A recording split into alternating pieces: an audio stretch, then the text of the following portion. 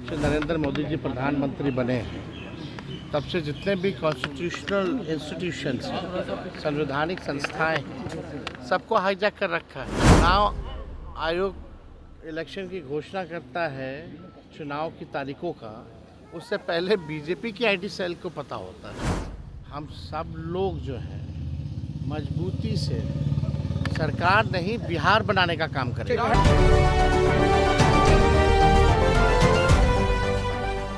नमस्कार, आप देख रहे हैं स्वराज पोस्ट। मैं हूं करिश्मा।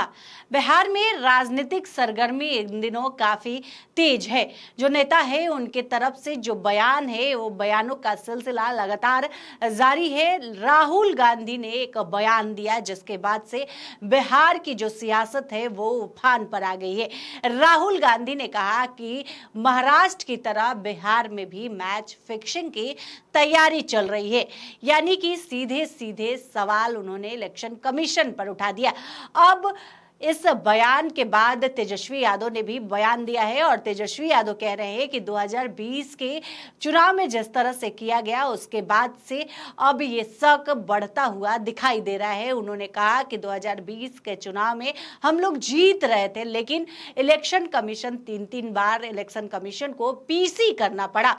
तेजस्वी यादव ने राहुल गांधी के बयान को सपोर्ट किया है। इसके साथ ही अल्लावरू ने भी एक बयान दे दिया है। कृष्णा अल्लावरू का कहना है कि तेजस्वी यादव को कोऑर्डिनेशन कमेटी का अध्यक्ष बनाया गया है, न कि उन्हें सीएम फेस बनाया गया है। अब इस पर तेजस्वी यादव ने अपनी राय दी है। पहले सुनिए तेजस्वी यादव क्या कुछ कह रहे हैं। शंका तो लोगों को होती है।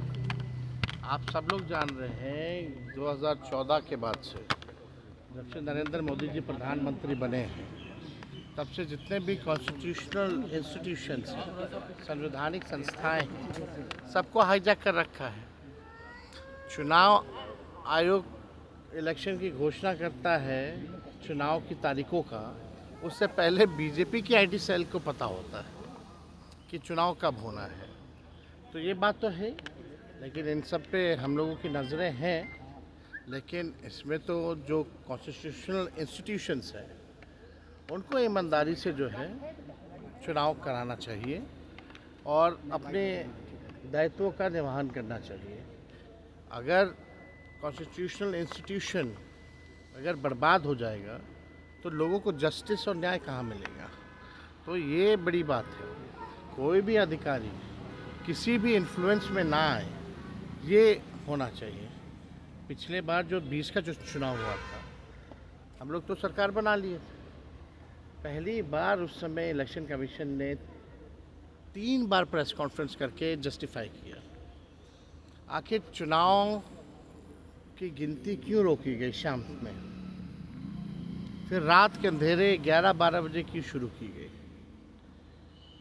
और जो जीते हुए कैंडिडेट जिनको अनाउंस कर दिया गया था शाम में हमारे, उनको किसी को 12 वोट से, किसी को 100 वोट से, किसी को 500 वोट से घोषणा होती है कि हार गए। जो जीते हुए शाम में थे अनाउंस्ड, ये कह के कि भाई अपडेट किया जा रहा है कंप्यूटर पे। तो इस तरह की बातें तो हैं। साथ में सभी लोगों को सजग भी रहने की ज़रूरत है और देश की जनता ये मानती है कि जितने इंस्टीट्यूशंस हैं अब बीजेपी का एक प्रकोष्ठ के रूप में पार्टी का काम करती है। कृष्णा अल्लावरू है कांग्रेस के प्रभारी, उन्होंने कहा है कि कोऑर्डिनेशन कमेटी का आपको नेता बनाया गया, लेकिन मुख्यमंत्री का अपने नाम नहीं है। अरे भाई साहब, आप लोगों को क्यों चिंता इसमें करना है? आप लोगों को इसमें कोई चिंता करने की ज़रूरत नहीं है। हम सब लोग जो हैं मजबूती से सरकार नहीं बिहार बनाने का काम करेंगे। तो आपने सुना तेजस्वी यादव को, और उन्होंने कहा कि 2020 के विधानसभा चुनाव में किस तरह से मैच फिक्सिंग किया गया। कांग्रेस नेता राहुल गांधी ने नवंबर 2020 में हुए महाराष्ट्र विधानसभा चुनाव को लेकर भाजपा पर सीधा आरोप लगाया। उन्होंने कहा कि इस चुनाव में मैच फिक्सिंग की गई थी, जिसमें पहले से भाजपा की जीत तय करने की पूरी कोशिश की गई। अब बिहार में भी इसकी तैयारी की जा रही है। बिहार में भी कहा जा रहा है कि मैच फिक्सिंग किया जाएगा। भाजपा और उनके सहयोगियों ने चुनाव जीतने के लिए 5 स्टेप की प्लानिंग की थी। उन्होंने ये भी कहा कि महाराष्ट्र की तरह मैच फिक्सिंग अगली बार मतलब इस बार का विधानसभा चुनाव में बिहार में होगा।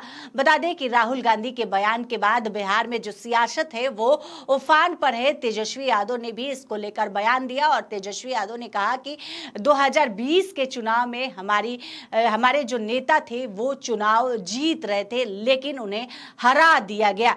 इलेक्शन कमीशन को 3-3 बार पीसी करना पड़ा। कई तरह के आरोप जो है तेजस्वी यादव लगा रहे हैं। इसके साथ ही साथ उन्होंने सीएम फेस को लेकर बयान दिया। उन्होंने कहा कि हम सब मिलकर नया बिहार बनाएंगे। और भी अधिक अपडेट के लिए आप हमारे चैनल स्वराज पोस्ट को अगर यूट्यूब पर देख रहे हैं तो सब्सक्राइब कर ले, फेसबुक पर देख रहे हैं तो हमारे पेज को लाइक करना न भूलें। हमारी वेबसाइट है उसे भी जरूर विजिट करें। धन्यवाद।